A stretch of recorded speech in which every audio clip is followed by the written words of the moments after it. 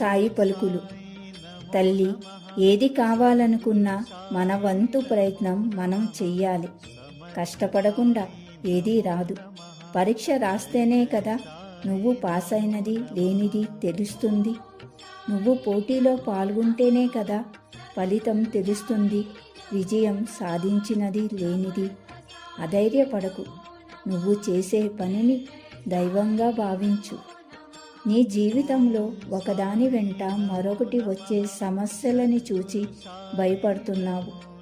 ఒక సమస్యని అధిగమించగానే మరొకటి ఎదురవుతుంది. నిన్ను నిరంతరం అలసటలో ముంచేస్తుంది. ఈ గందరగోళం ఇంకా కొన్ని నాళ్ళు మాత్రమే.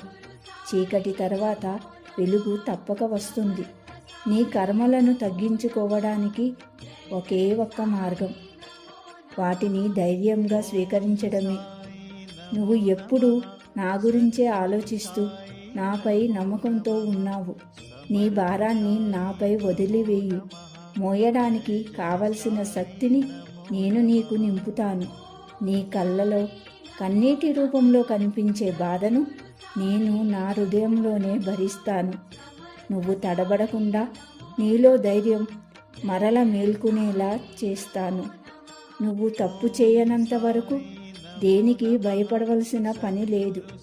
నీ జీవితం సంతోషంతో చిగురిస్తుంది. వేచి చూడు. ఓం సాయిరామ్.